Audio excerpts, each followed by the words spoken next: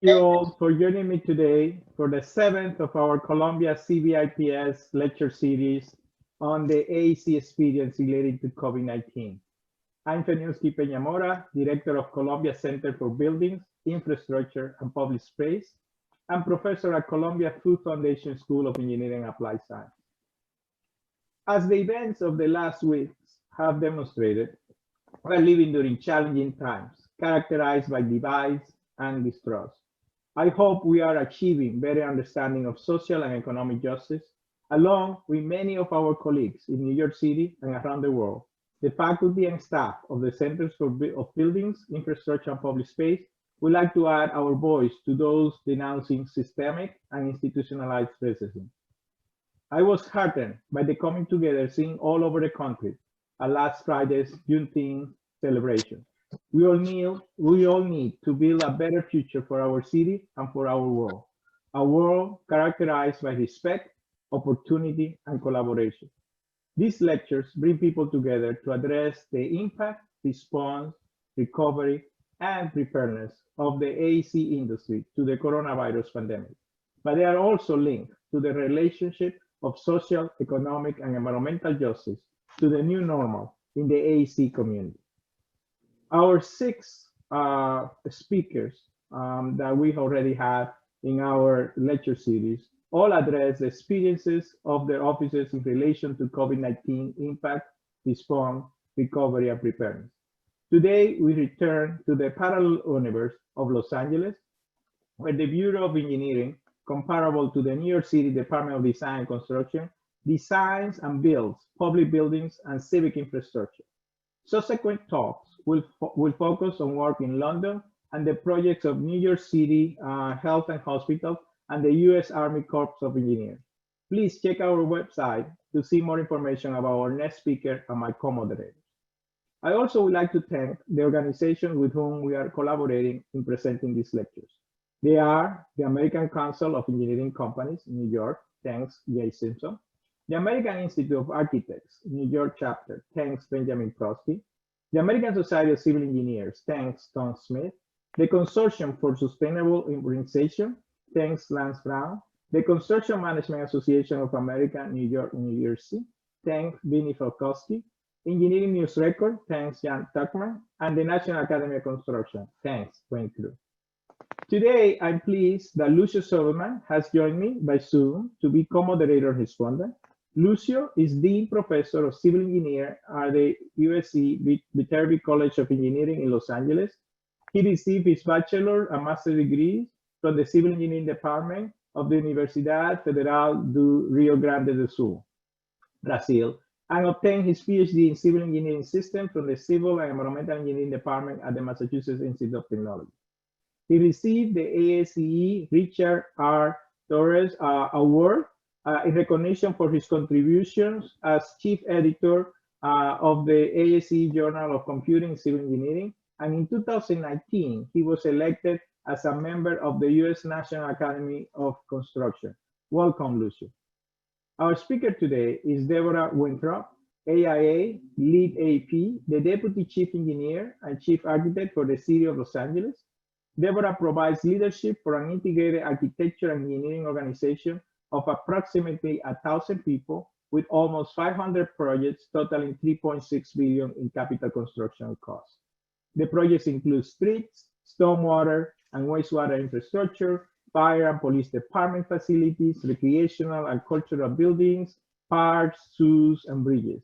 Deborah also oversaw the implementation of the Los Angeles River Revitalization Master Plan.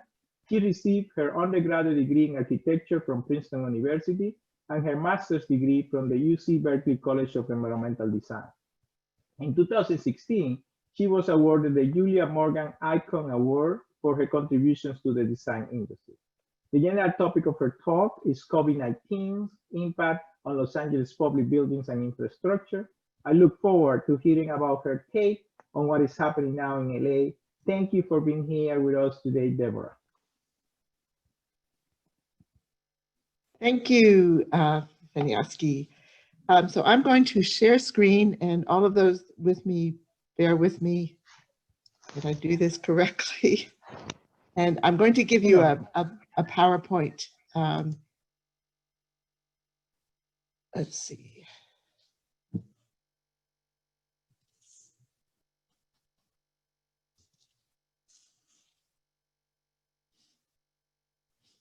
Shoot, I can't find my PowerPoint.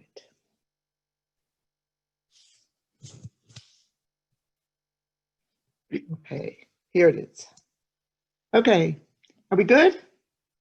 Yes, we are. Thank you. Great. So I am the Chief Deputy City Engineer for the Bureau of Engineering, City of Los Angeles. And I'm going to talk a bit first about the work that we do and give folks on the call a general introduction to who we are.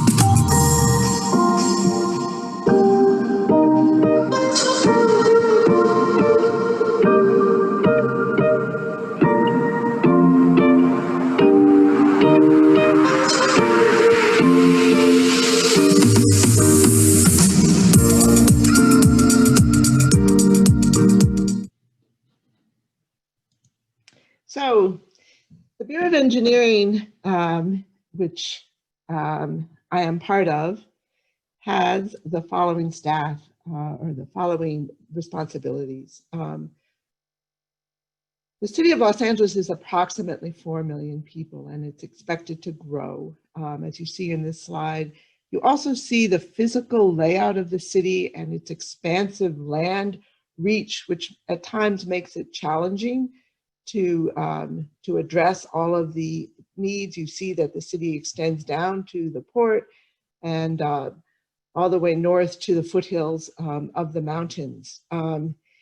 We have 9,000 miles of sidewalks, which just gives you a sense of the infrastructure that we're supporting. And as you all, I'm sure, are aware of, we are planning to host the 2028 Summer Olympics,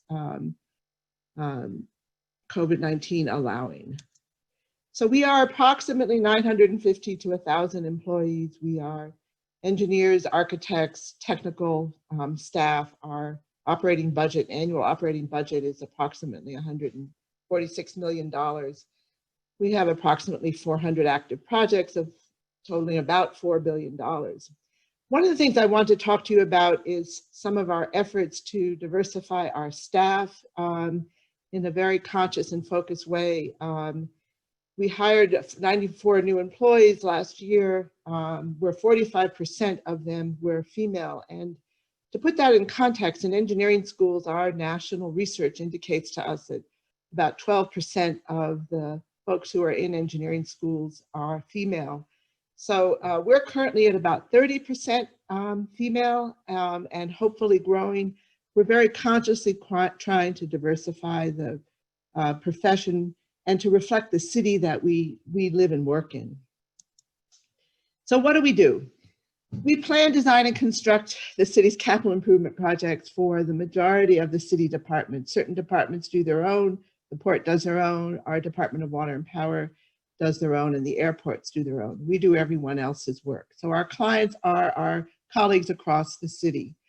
We also permit all construction in the public right-of-way, and you'll see later that we also maintain the land-based mapping system for the city of LA, which is called Navigate LA. And this is a picture from our 6th Street Viaduct construction project looking towards downtown.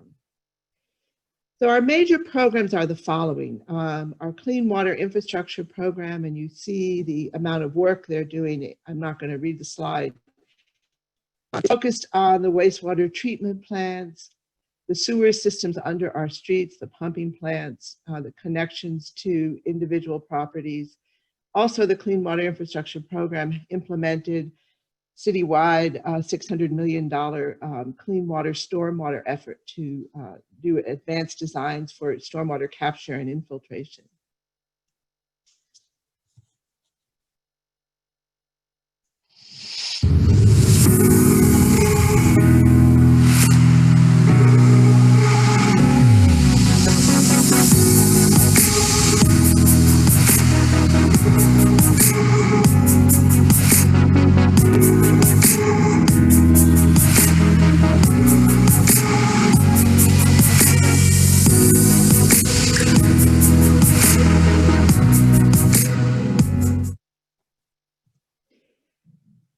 So that video is a major project that's in construction right now. And one of the themes of my talk is that the strengths of our organization in responding to crises such as COVID-19 is this integrated architecture and engineering staff, which also includes all the other disciplines we need to get projects done.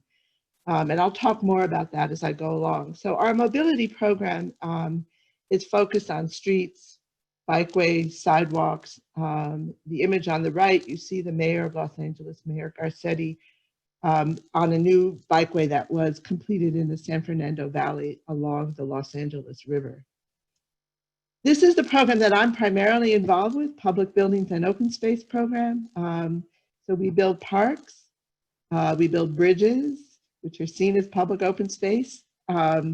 We build buildings, facilities for different city departments. The image on the right is a new gym and park facility. And I'll talk more about my work in a moment. Then, as I mentioned earlier, we permit the public right-of-way, and here are some of the major projects with whom we've partnered for permits. On the left is the LA Football Club, new stadium in Expo Park.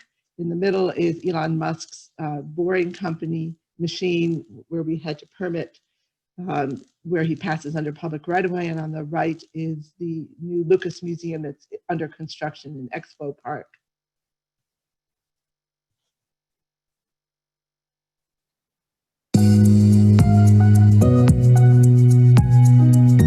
My name is Imani Elston. I am a student engineer with the Wastewater Conveyance Construction Division in the Bureau of Engineering. I heard about this internship by attending a career fair at the university I attend, which is UCLA, and I talked to the BOE recruits who encouraged me to apply online. Got a call. I was really excited because this is definitely the top internship I wanted to get because of the diversity of what I could do here.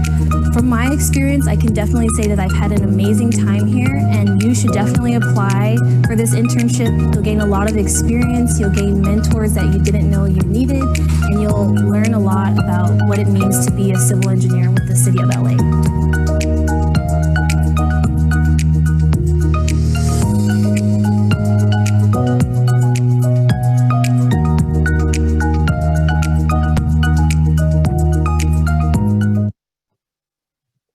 So excuse me for a little plug for our organization. I will say that one of the results of the COVID-19 crisis, which is true for all governmental organizations, is that our revenue streams have shrunk, and we're right now as a city in a hiring freeze. Again, I don't anticipate that will last forever. So a little plug for those who might be interested in joining us. We're always looking for strong candidates when we start hiring again. So now I'm going to move on and talk about some of our current major projects. And homeless projects have been something that I personally have worked on, and it's been a major focus of Mayor Garcetti. We started with creating what we call bridge homes across the city, one in each of our 15 council districts. And we managed, the Bureau of Engineering managed the design and construction. And in the past 2 years, we've created 1,300 new beds at 17 sites across the city. And you see the issue we're addressing on the top right photograph of encampments on our sidewalks. We're using a mixture of portables. The bottom left slide shows an installation of portables, tensile structures mixed in with portables and be given our weather exterior eating space and gathering space. It's not just about giving people a bed, it's also about giving them a place to socialize and to provide services. So all of these installations which are largely run by nonprofits, provide services to help place people in permanent supportive housing. And the goal is that these beds are temporary beds, 2 or 3 months, and then folks through assistance from the supportive services move into permanent supportive housing. We've also, as part of this program, taken buildings such as this one, which was the Gardner Street Library in Hollywood. It had been empty for a number of years. It's a historic structure, and we renovated and repurposed it for a homeless shelter for 30 women. These are some other images of some of our homeless facilities. In addition to the sprung structured tents that you see at the top left, in the middle on the top is what we call a navigation center, which doesn't provide a sleeping place for folks, but gives them a place to store their possessions, to get help, to get assistance, to take showers, to do their laundry. The same is true at the bottom left, which is another navigation center. Top right is going to be a facility with beds, and that's in the North San Fernando Valley. And in that case, we use portable structures. And the bottom right, you see a facility that's in the port area of Los Angeles. And so you see, from an architect's point of view, the facility is set up to support social culture as well as a place for people to sleep. So this is one of our major projects that really kind of displays the theme of how you address COVID and how you address social inequities by major investments like this, which is a new bridge that we're building called the 6th Street Viaduct. It has been my contention for a long time that infrastructure has to provide civic structure and social structure. And while this is funded by Federal Highway Bridge Program money to replace a bridge that was decaying and at risk of collapse in a major earthquake, we, the Bureau of Engineering, took the opportunity to use that investment to augment and enhance the civic and social infrastructure. So you see, it's a major construction project. It joins a suite of bridges that were built as part of the City Beautiful movement over the river through downtown. They're all concrete bridges, so this is a modern interpretation of that prior City Beautiful effort. But on the bottom right, you see we spent about $100 million buying property in order to realign the bridge and make a smoother roadway. And we used that investment in order to enable us to design, and we will build a new 12-acre park that, as you see, bridges the river, goes on either side of the river, and creates all this wonderful new open space with a lot of different activities for the public in those communities. In addition, the prior bridge, which was much beloved, once you got on the bridge in Boyle Heights on the right and you crossed into the Arts District on the left, there was no way to come down to the ground. So thinking about infrastructure as public, social, civic space as well, there are now bikeways on the new bridge. There are ample pedestrian walkways. There's also connections through stairs and ramps from the bridge deck down to the parks below. So, you know, in talking about all of those kind of elements added to what was really originally conceived of as a project for cars, you think of this as kind of a modern day gymnasium, because people will be able to run across the bridge, run up and down stairs, connect to parks below, connect to the communities on either side. So it's important as we think about these infrastructure investments to think about how do we augment the livability of the communities where these big projects are put in.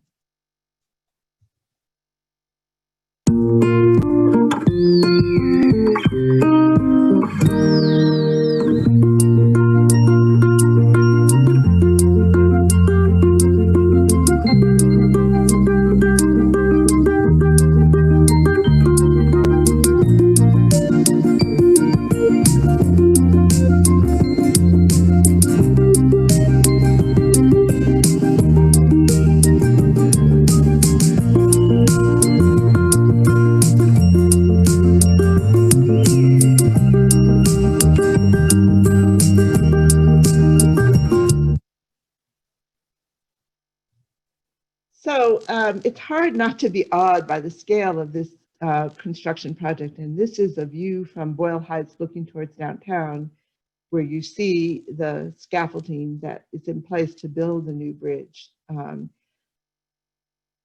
And you also, I wanted to show you our team who is doing the project. On the top right, the woman with the pink shirt is our program manager.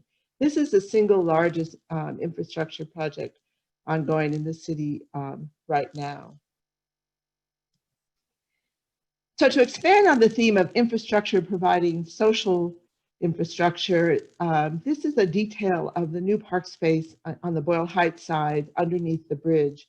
And one of the things that the bridge allowed for us, and you see by these renderings, is it provides shade. And in Los Angeles during the summer months, shade is golden. So taking advantage of the shade the new bridge structure will provide, we're able to create playing fields and walking paths and community gathering spaces and kids' play structures and basketball courts underneath the bridge. So it was important, and I helped write the request for qualifications for the bridge project, that we integrated into the team architects and landscape architects who help with building out that social infrastructure. You'll see the new soccer field on the bottom right.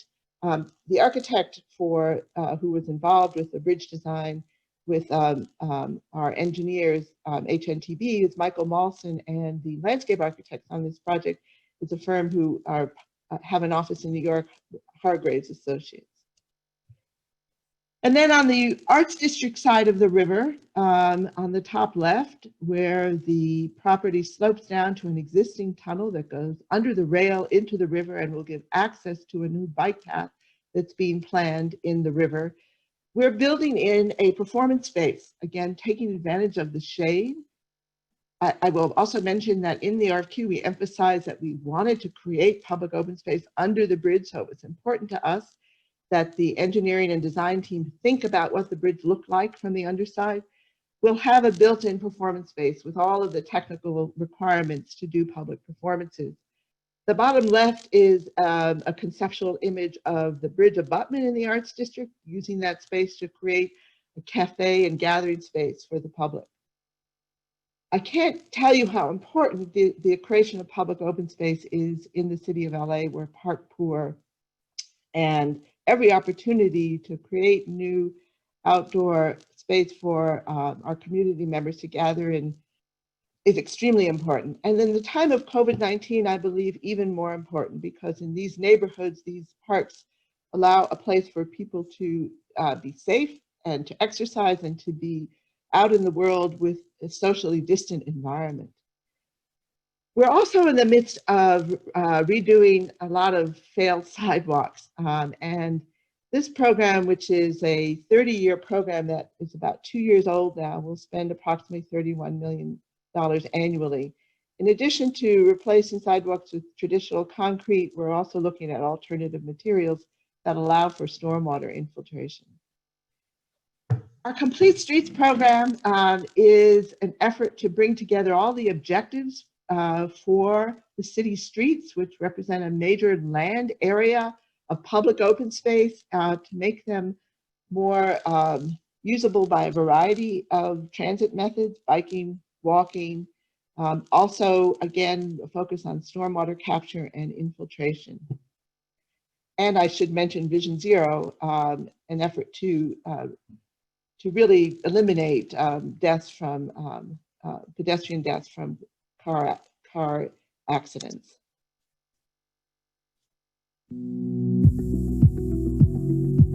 Today, here in the second week of July, the building's down.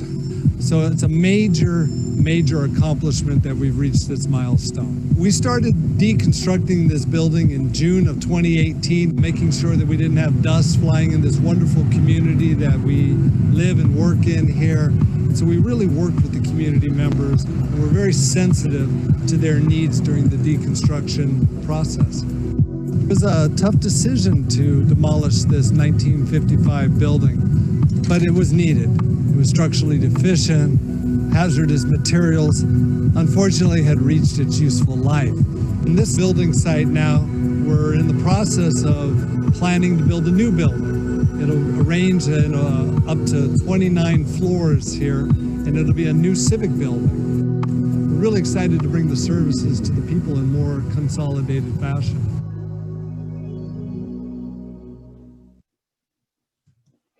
So getting back to COVID-19 and some of the impacts it's had on us, this is a project that has stopped at the moment. The new civic building has been put on hold. There will be a reconsideration of what kind of uses we should put in this site, which is right near City Hall. What I'm showing you now is just some of the massing urban design studies we went through to look at ways to build the civic building in order to create connections, pedestrian connections. We're going to initiate a new study in the next year to reconsider what this additional 1.2 million square feet might include, which could be a lot less office space, given that we sent, our 950 staff home, and people are pretty effectively working from home. The staff that didn't go home is our surveyors, who need to be out to do their job. And really none of our construction projects have stopped. So all of our construction management staff and our contractors continue to work. So I'm going to move quickly through a bunch of other projects that I've been involved with. The LA River Revitalization Master Plan is one I've worked on for close to 20 years. This shows you the watershed area of the LA River. We completed a master plan within the city in 2007. The County of LA is finishing up another master plan right now. From this document, we have started to execute projects. This gives you a sense of what the river looks like at different locations. I will say that the river provides a kind of structure for a linear park that will connect the city, the 52 miles of the river, all the way from the far west valley down to the port of Long Beach. So it's a long-term project seen, again, as a way to provide alternative transit and open space for the communities. The biggest project I'm working right now on is the Taylor Yard G2 site, that 42-acre site, which is part of a larger open space along the river that represents 100 acres. And we've recently formed a partnership with state parks and the Mountains Recreation and Conservation Authority to do integrated planning. The 40-acre site noted here has already been built out, and the city manages that site through our Department of Recreation and Parks. We're completing this summer our analysis of alternatives for the Taylor Yard G2 site. This was also part of a 10-year effort, a 10-year study with the Army Corps of Engineers that I helped lead. And its intention is to create a public open space that's focused on habitat creation. These two alternatives show the top one where we do not change the river channel because we have to be cognizant of the flood control use of the river. We can't put our communities at any risk, any additional risk of flood control. The middle scheme is kind of softening the edges, and the bottom scheme creates an island. So each of these, which will be in our report that will be released this summer, shows the same kind of uses on the site, some structures, mostly open space, connections to the park to the north, to the east, the Rio de Los Angeles State Park that the city manages. This is the soft edge scheme. This is what we call the yard scheme, where we do not change the river's edge.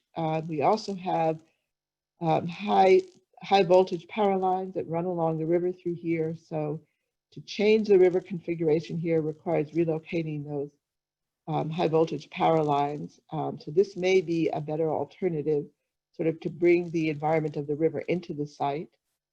And lastly, the island scheme, which really basically keeps the existing configuration of the river, but creates a side channel. And these are by our consultant, Lair and Associates Landscape Architects, of what this space might look like. The river's edge remains basically armored in order for the river to maintain its flood control role in the city. We're also doing a major project in the valley along the river to fill in the 13 miles of gaps of bikeway and walkways, and this gives you some of the modern aesthetic of a concrete environment that we're working on. We've created new bridges. This is one of my favorite. This just opened. It's an equestrian and pedestrian bridge. has a kind of dramatic profile at night. And here's some of my favorite clients. This is the LAPD mounted. We brought them out and all of our engineers to test the bridge and its tune mast dampers capacity to keep the bridge from shaking. I have to tell you, my boss, the city engineer, said, "What? You put all of them on the bridge at once to test," but it passed with flying colors. Another major open space and repositioning the civic infrastructure is the master plan will be finishing towards the end of this year for the Silver Lake Reservoir, which was a drinking water reservoir that was no longer able to be used for that purpose with new EPA rules. On the left, you see our kind of general site plan, preferred site plan. We're looking to open this up to the public as a public open space, but also to create a much richer environment as a habitat environment, primarily for birds. This is on the Pacific Flyway, and right now it really has minimal food source and really attracts few birds. This project is also, the lead for this is also Hargraves Associates. I'll mention them again since they have their office in New York. This gives you a sense of, this land is all owned by our Department of Water and Power. This gives you a sense of what the environment might be like. It's been fenced off and really prohibited to the public for 100 years it's been there. There's a natural knoll, which will give you this kind of elevated viewpoint of the waterway. And then at one end, we hope to create wetlands that will allow educational instruction for kids from local schools. As other public infrastructure and civic infrastructure, we've done a lot of pools. I'm going to run through these quickly. A lot of our pools had been shut out of years of uninvestment, and so we're rebuilding and reconstructing them. This is another one in Lincoln Park. The Hay Rookie Pool, which has a history from World War II, and this is down in the harbor area. You see the ocean in the background. It was reconstructed, and on the right, part of our work for Recreation and Parks, a new gymnasium in Boyle Heights that's in design. This is that combination, that strength of engineering and design. This site, which is along the river, was purchased primarily to be an infiltration basin for a whole stormwater shed, and you see on the bottom right the installation of these infiltration enclosures, and they sit underneath then what became a huge and expanded open space with playing fields and walkways in the Boyle Heights community.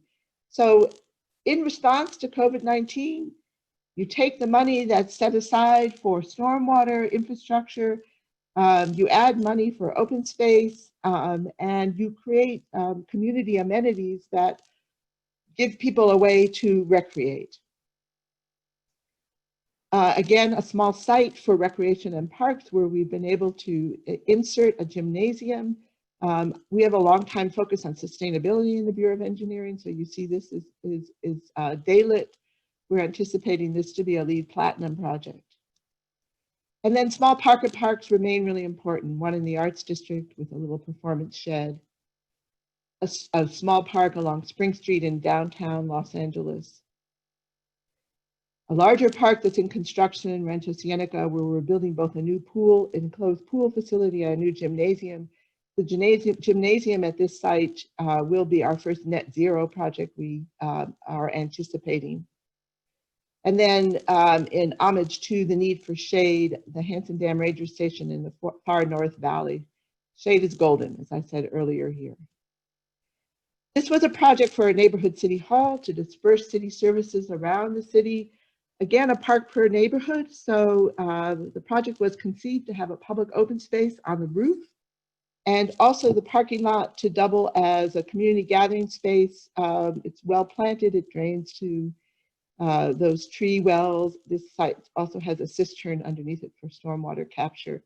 So it's that idea that and this becomes even more important in the time of COVID-19, that an investment in a building has to be an investment in open space and other community serving activities. And another neighborhood city hall in the far North Valley, the community components of this project were retail spaces on the street front, which is, it's a commercial street. And on the inside in the courtyard is an outdoor viewing space with a movie screen. So this allows for outdoor cinema. All of our public libraries, as part of our library bond program, included community meeting spaces. This one in Silver Lake. All of our animal care facilities also included community meeting spaces. I will say during COVID-19, I'm not sure if this occurred in New York, but a lot of animals were adopted. People are home and looking for companionship, which was a positive outcome of the situation we're in. One of our clients is the police department. We took an old police station and renovated it with new skylights to make it a much more pleasant workspace.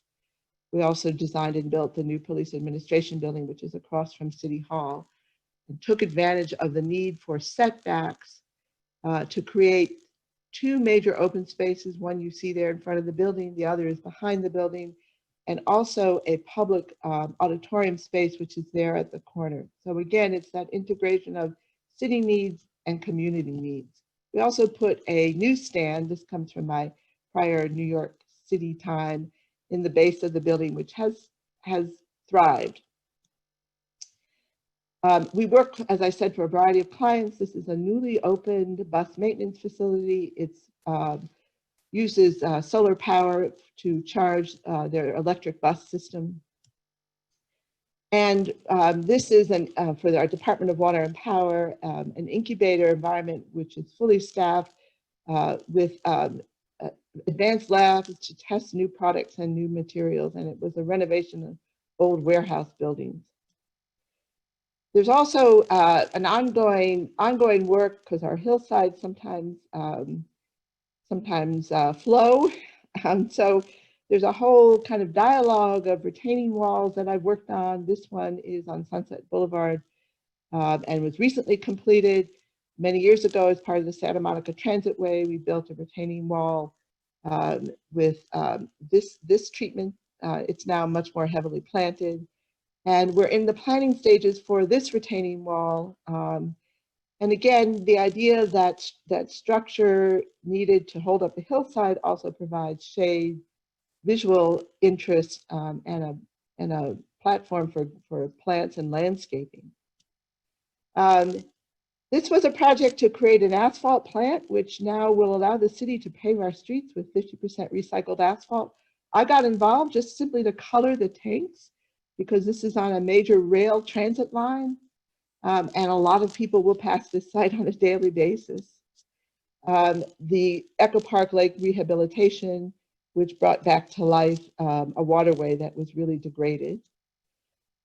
We're using the fact that COVID-19 has shut down the Greek Theater. We've been doing renovations here every winter, and we're now using the shutdown to accelerate our renovations during the summer months. And then I'm going to end here with the Hollyhock House, which is Frank Lloyd Wright's house that is now a city property. It recently received a UNESCO World Heritage Site designation, and we have spent 10 years working to reconstruct this in a way to preserve what is really one of the most important architectural icons in our city, and create an appreciation for our community members for that architectural heritage. And so with that, I leave you with some of our natural flora and fauna. And I go back to you. I will stop sharing. Thank you, Deborah, for the amazing talk, and a personal thanks as a LA resident to all the wonderful things that you and your organization are doing.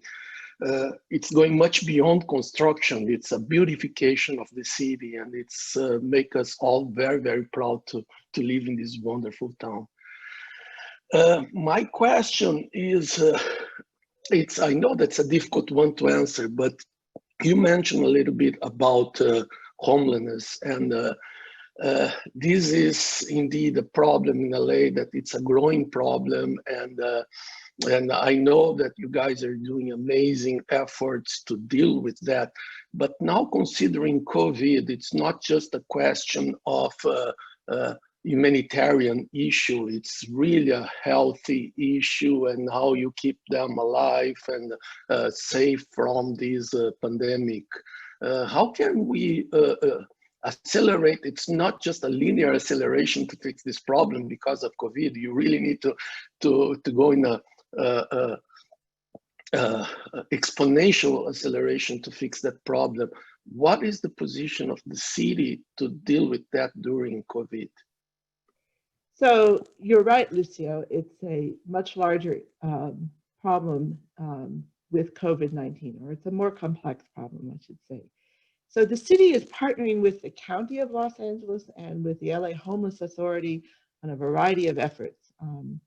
You may have heard about Operation Room Key, which took hotels that basically weren't being used and has been moving homeless people into those hotels. The city and we, the Bureau of Engineering, were involved with placing over 500 RV, recreational vehicle trailers, at recreation and park sites all over the city in order to give single occupancy homes for homeless people.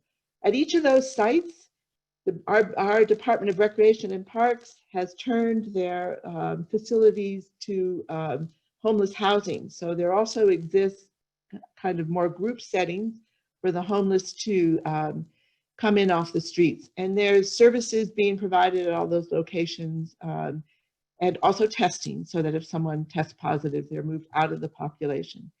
As part of the next effort, partially with a court-ordered mandate, we're looking for, in order to accelerate the providing shelter for the homeless, we're looking to some alternative technologies. One are kind of individual houses, so people can literally have a roof over their head in a small footprint on sites where there'll be a lot of little individual houses. And again, services for the homeless to tap into the city and county services. So we're going in a lot of directions to try and meet the need. Luckily, our bridge home projects were designed, and this is all just luck, but they were designed with sort of individual cubicles for each person. So they're pretty good, pretty effective in terms of isolation. People have enclosures around them, even though they're open to the air above. But I think we're moving away from those kind of group facilities to these individual housing components. Thank you, Deborah, and thank you, Lucio, again for a wonderful presentation and providing quite a bit of information about the excellent work that you are doing. As Lucio mentioned, definitely is having an impact in all LA. We have a question from one of the participants, Mi Shang, who is asking, and you already referred to it a little bit in some of your comments about the specific project, that what changes, if any, you have had to make to the projects that you are designing right now to consider the impact of COVID-19? Is this a concerted effort to really look back at the projects as it's going through design or being taught for design, and take consideration what we now know about the impact of COVID-19 and what does it mean for the new normal? So Faniaski, we have those conversations every day, because as the science gets more specific, it changes really some of our initial instincts about it. But certainly we have those conversations about pathways, how people enter facilities, the ability to socially distance. We have those conversations about ventilation systems. You know, we had a big push in terms of LEED and sustainability, but if you're bringing in 100% outdoor air, you have a different challenge in terms of energy efficiency. We have those conversations about creating spaces that could largely be naturally ventilated, maybe with large openings. We're blessed with a climate that would allow that for a good part of the year. So it is changing our design work. You know, the stuff that's currently on the boards, it is changing it. Our consultants are thinking about it too, saying, you know, maybe we should reconfigure that restroom. Maybe it really ought to be single occupancy restrooms so that there isn't that risk of spreading the virus in kind of group settings. So everything will change. Everything will change. I will say that it's some of these conversations overlap with the issues of racial equity too. You know, how do we provide safer environments for everyone? And it's safety not just in terms of the virus, but safety in terms of being in public spaces in a comfortable way, you know, feeling like you can bring your family and your children there and be comfortable. So in answer to your question here, everything will change. And that's a good discussion to be having right now. So I do have a question here that it's very related to my previous question. This is asked by Yanis. Do you think the new plans for homeless accommodations will create a trailer park culture marked by social stigmatization? Well, I hope not. Clearly, that's not the intention. I think when we create these shelter environments for the homeless, my goal as an architect is to support the creation of communities as well in those environments. So we have to think about what the space between each enclosure provides. We have to think about gathering spaces and eating spaces. We have to think about how people comfortably can access some of the services that the homeless providers provide. We're working very closely with each of our 15 council members at the locations for these installations, for these communities. And so they're helping guide us in terms of the neighborhoods and the neighborhoods' willingness to accept these facilities in their environment. So, you know, we're very committed in all of our projects to community outreach and community input, and it literally changes projects every day. So it could be something as small as, where's the entrance to a project? Which street is the best street to have it on? What does the lighting look like? What is the presence on the street? So that it has a positive presence on the street. So, you know, we are not, of course, looking to create a trailer park environment. We're looking to create communities that are helping people move off of the street into permanent supportive housing. And that's our challenge. Thank you, Deborah. Following up on the question that you just mentioned, but taking a little bit of an angle towards more of the infrastructure, because a lot of the projects that you presented were more of kind of what we call vertical kind of community assets. But from the infrastructure perspective, we have a question from Jean Huang, who is asking you to think through your experience on developing these projects for Los Angeles, and now taking consideration the COVID-19 impact. What are the most important lessons that you think people should consider as they are thinking of infrastructure? And I would like to add to it, not only give us that information from COVID-19, but also look at from the perspective that you mentioned from social equity, and lastly from sustainability, because I know that in LA, you even tax yourself, you know, the community, the citizen of LA, particularly for bonds to support LA Metro and some of the sustainability efforts. And you have the Olympics coming in, so there is a lot of things happening right now in LA. So if you can parse it from your experience, the most important lesson from the perspective of COVID-19, from social as well as sustainability.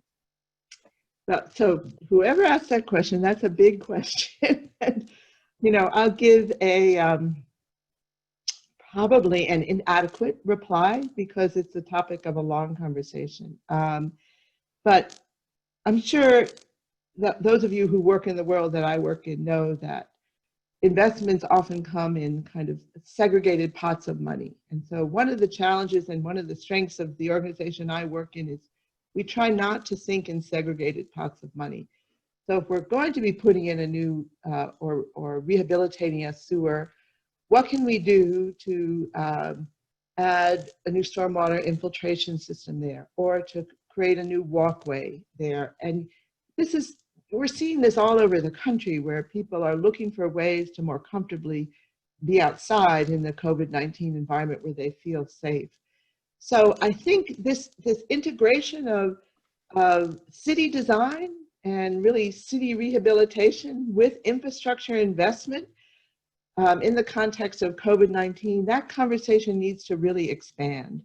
And we need to be even more creative about how we bring those two together. You know, the 6th Street Viaduct, the bridge project, which is close to $500 million of federal highway money, the park will be about $20 million. So there's a really stark contrast between the investment in pure dollars. But in the long run, that the bridge is access to people from the community, easy access, and then the access it gives people to the open space, it will collectively be over a $500 million investment in creating a better city. And you know, I go back to my architecture training where it was really each of these investments, even just putting in a curb ramp in order to give access for ADA compliance. Every little investment is a renovation of some corner of the city in a way that continues to improve our environment. So in the context of COVID-19, in the context of greater racial equity, which is just, you know, is as important at this moment in time, we've been talking internally about how do we have those conversations when we go out to the community to talk about a new sewer pipe we need to lay, which is going to disrupt the community during construction for a year. How do we talk about what else could potentially come along with that infrastructure investment in order to create a better environment? Because when we're done and we've closed the street up, you know, the sewer will work. No one will really care about it, and that's fine as long as it's working. But if we plant new trees, if we widen the sidewalk, if we create bikeways there, then that sewer investment and the pain that the community goes through to allow us to replace that sewer has a long-term visible benefit. So I think we'd have to continue to break down those infrastructure investment pots of money, do this integrated design thinking for the city, and I don't have the answers about what it means in terms of COVID or what it means in terms of racial equity. We need to have those conversations now. More and more, your questioner should offer up their suggestions about what that means. We're really having those conversations every day. So Deborah, you did mention about one of the COVID-19 consequences of that you are in a higher freeze. So Wright was asking, how is the pandemic shaping the city of LA needs assessment for personnel, and how may this impact the design of the Civic Center expansion projects? So the hiring freeze is going to be reflected in a slowdown of some of our projects that have yet to start. And there's an assessment going on at City Hall of how to prioritize which projects should proceed forward. Again, those of you who work in the world I work in, some projects have dedicated sources of funding that won't go away. So those can proceed. In terms of the Civic Center, I think that the rethinking of the Civic Center that will happen in the next year will focus on what really are the best uses of that area. We had originally conceived of a city building. That's what You saw my boss, the city engineer, talking about Gary Lee Moore. We may need a lot less city office space, and it was an attempt to consolidate city services and bring some of the far-flung city staff back to the Civic Center. So it would be easier for us to work with each other and easier for constituents to access all of us. But we had conceived of the Civic Center also including housing, retail, restaurants, gyms.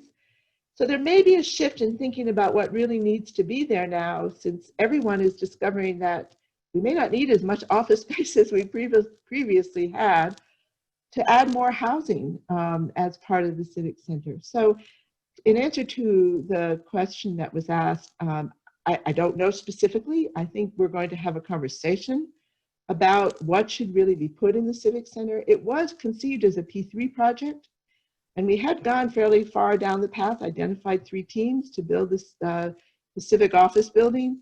I think it will continue to be conceived as a P3 project. So that conversation we'll have with the community to talk about what really ought to be there in the long run to create a vibrant civic center.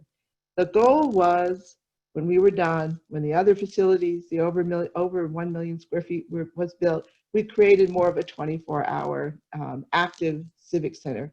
If you look historically at the Civic Center, it was dense and it was very urban, and over the last 100 years, it's slowly been undensified, and there's a kind of void there. So over the next, hopefully not 100 years, we hope to bring life back to that center. We have a new park there, Grand Park, which certainly adds to the civic life of downtown, but we need to do more. So your questioners should participate in our conversation. Well, I just want to thank both of you.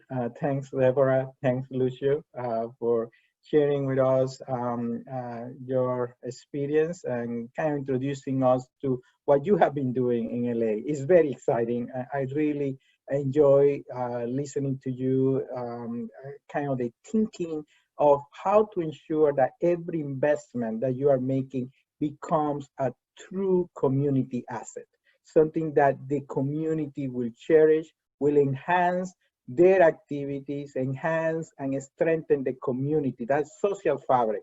And that's something that, you know, my colleagues from DDC, some of them in the Zoom, as well as working with me, I try to communicate as well, but I think you have conceptualized it and crystallized it so well that I just want to congratulate all of you for doing an amazing job.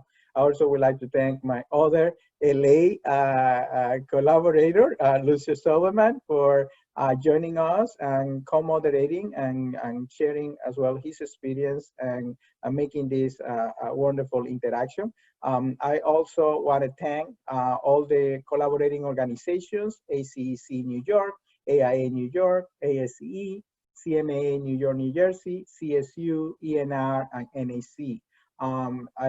I cannot go without saying thank you to my colleagues at Columbia who helped pull this together, including Michael Smith. He's our IT wizard that makes sure that everything runs smoothly. Charles Chen and Rick Bell that are kind of the master puppeteer that makes sure that everything works and everything runs smoothly and bring this possible to all of us. I also would like to thank our past speaker and past co-moderators, Wayne Crew from NAC, Chris Liban from LA Metro, Eric McFarlane from New York City DDC, Tom Smith and Jerry Buckwater from ASCE that are have joined this Zoom conversation. And thank especially to all of you that are out there in either offices. In some offices have been opening up, agencies, at home, throughout New York City and around the world, for taking some time to listen to our lecture today. And an AIA continuing education credit has been requested for this lecture. If you're an architect seeking credit, the Eventbrite registration allows for indicating your AIA membership. If you did not submit that information, please send it to cbIps@columbia.edu. Next Tuesday, we have an exciting presentation on June 30th from noon to 1. Eastern Time. We will have the 8th lecture in the series. Our guest speaker will be Peter Murray, Chair of the New London Architecture and Advisor to London Mayor Sadiq Khan. My co-moderator and respondent will be Purnima Kapoor, former Executive Director of the New York City Department of City Planning. And on July 7th, our speaker will be Christine Flaherty, Senior Vice President of New York Health and Hospital. The guest co-moderator will be Vinis Frankowski, President of CMAA New York and New Jersey. And that lecture will be followed by Speaker George O'Leah, Chief of Military Engineering Branch at the U.S. Army Corps of Engineers. And my guest speaker will be Wayne Crew, General Secretary of the National Academy of Construction. So we have an exciting lineup of speakers and co-moderators. So I look forward to seeing you all in the next lectures coming up. And thank you again for joining us, and stay well. Bye-bye. Thank you. Thank you. Bye. Thank you. It's a pleasure.